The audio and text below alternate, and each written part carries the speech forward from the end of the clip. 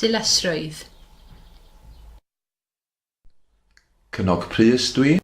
A rhianhodys dwi. Dilysrwydd.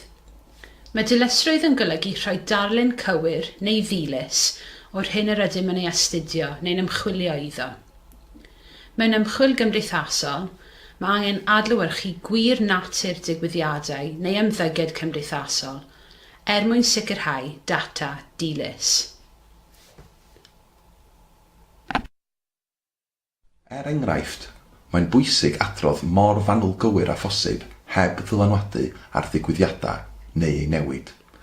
Yn yr achos yma, dyn ni'n gweld yr artist yn tynnu'r union yr un llun ar hyn sydd ar y wal. Weithiau mae pobl yn newid y ffordd maent yn ymddwyn wrth gymryd rhan mewn ymchwil.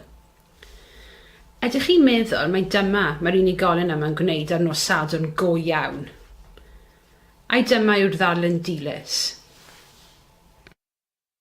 Weithiau, mae pobl yn gallu newid ei ymddygiad wrth gael ei astudio.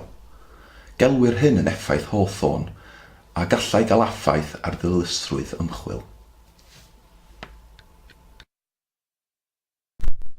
Mae'n bwysig bod ymchwil gymdeithasol yn adlewyrchu gwir natur digwyddiadau neu ymddygiad cymdeithasol.